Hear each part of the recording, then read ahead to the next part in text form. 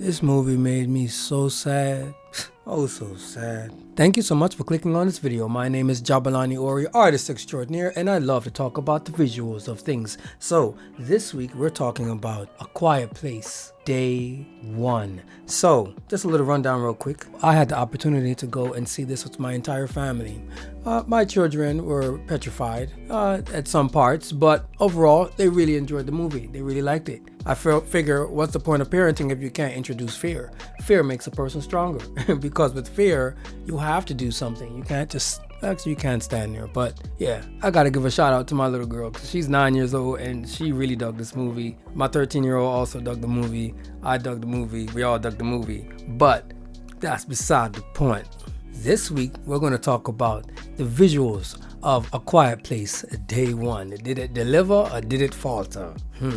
We'll see. But before I start, I got to give a few disclaimers. One, I am an artist. I am not a movie buff. So if I get a few names or directors' names incorrect or pronounce something incorrectly, please forgive me. Two, I, again, am not a movie buff. This is not a movie review. We're just taking a look at the visuals that make this a movie. You know what I mean?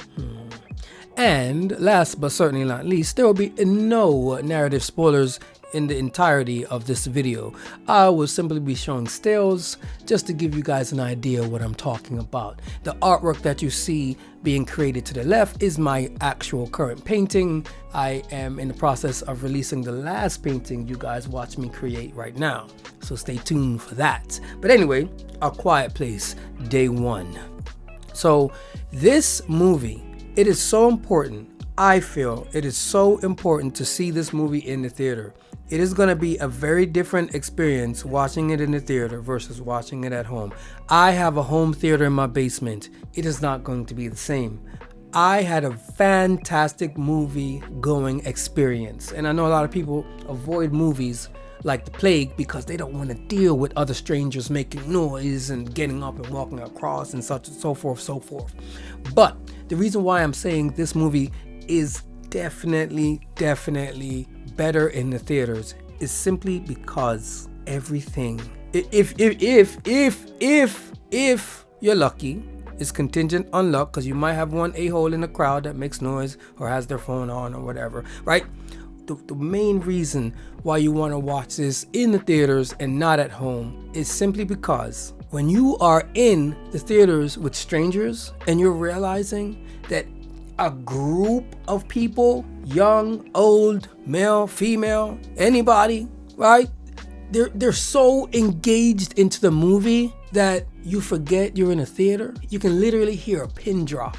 I was the unfortunate one that interrupted the movie this time. I must confess, I put my phone in silent mode and the stupid ass alarms kept going off. So Apple, if I put silence on the phone, please silence the alarms as well, right? I had to be the guy shuffling with my pocket during one of the quietest moments of the film, and it was quite embarrassing, but it's okay. I can take it. So watch this one in the theaters if you get the chance. Something's just telling me that it's not gonna hit the same at home. No way. Okay, so this movie made me so sad in the first 10 minutes, and I gotta be honest. So this was a rough one for me, right? And I'm gonna tell you why. And this should have been in my disclaimers. We all have celebrities that we're fond of, and my celebrity just happens to be Lupita Nyong'o, right? I think she's a fabulous woman. I think she's a great actress, gorgeous, just gorgeous, right?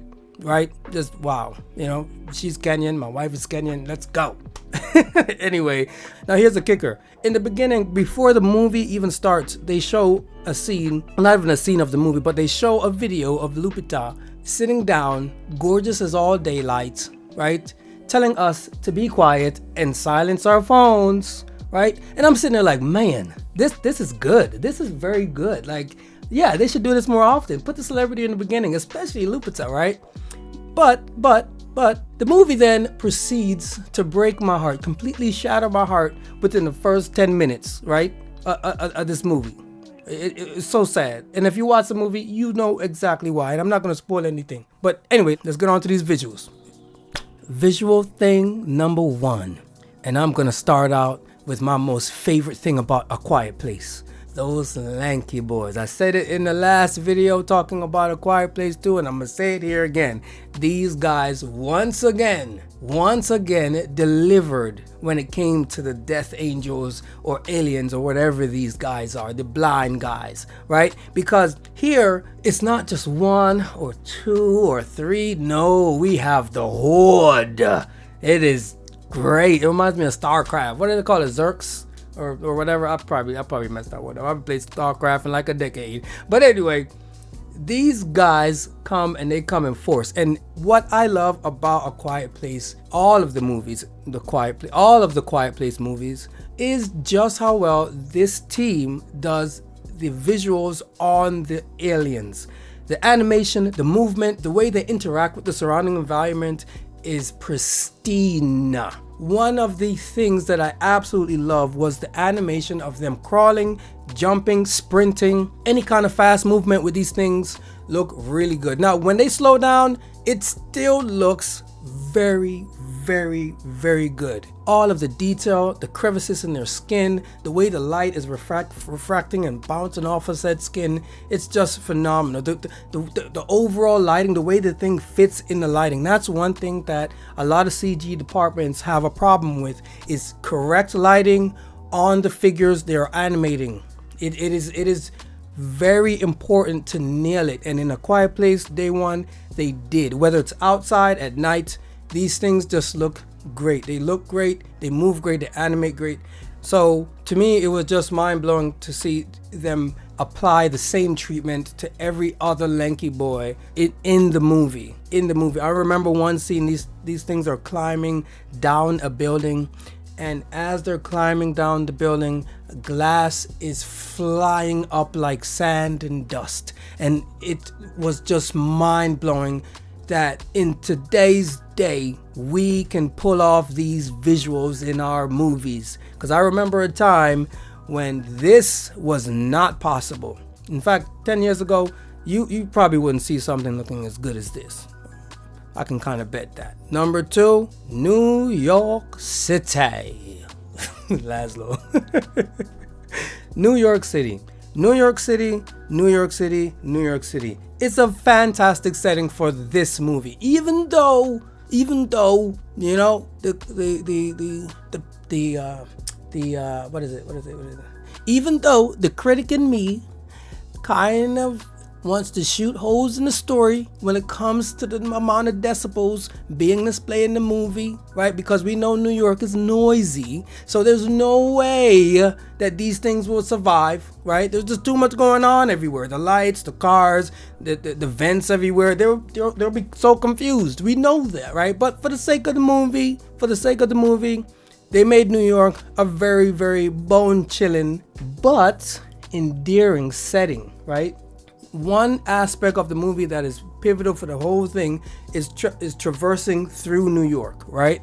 And what I like is that they don't only show the destruction of New York, but they show some of the warmth of New York, right? Because the thing is, I used to go back and forth to New York when I was a kid, so I've seen, you know, like the bad parts, like the Hood Project, and I've seen the nice parts. I've stayed at Times Square before and all that, right? So the fact that the movie kind of shows like a broad range of the city, I think it's great. And you know what? I think I'm starting to like really dig cities in movies, especially sci-fi movies where they have to destroy the city. Because if there's no destruction, then kind of what's the point?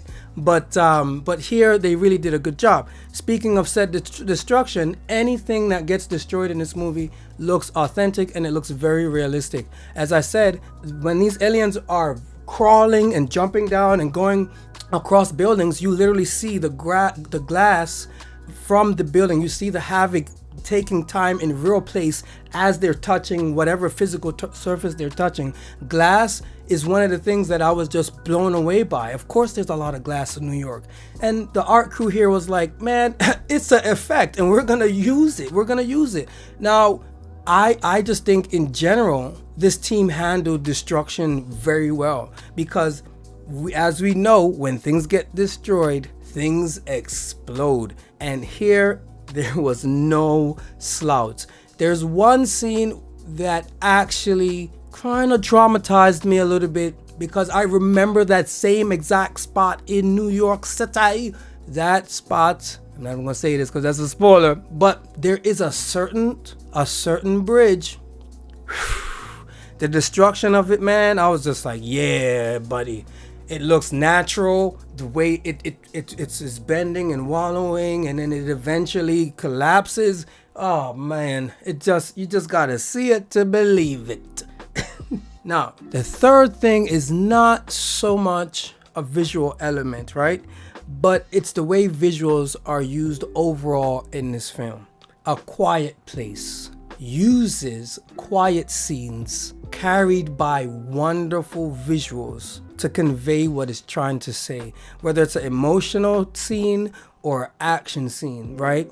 The sound design, I think, is stellar, just as powerful as the visuals that accompany them, right?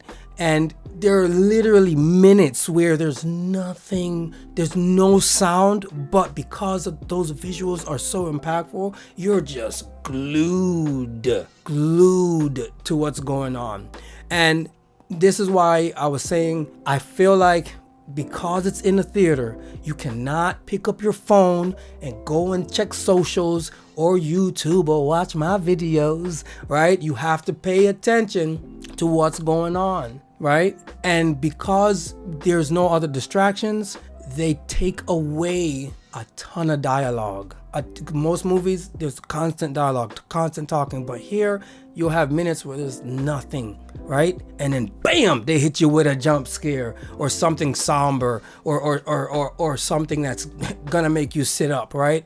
Not a boring movie by any means. If you're bored by this, I don't know what to tell you, because I was so enamored. My whole family's like, normally my kids, they'll start whispering back and forth and doing all that nonsense. No, we were like, wow, I hope these things never visit us.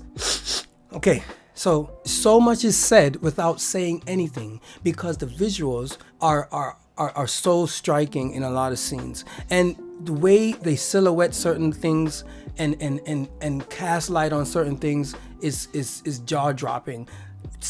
The scenes that I absolutely love the most are the scenes where our characters or whatever, they're just walking through a street that has been demolished or abandoned, and they're walking, and the camera, they're kind of silhouetted, and the camera gently comes back out, and it shows the destruction and the aftermath of the invasion. And man, I thought that was just so impactful. There's another scene that takes place in a place of worship, and the lighting here is killer. On one side, it represents life and opportunity. The other side, it represents end and death. And I thought the choices of lighting here is perfect. The cooler side being the cool blues, of course, that is the more somber ending, and then orange, right, is more life and warmth, right?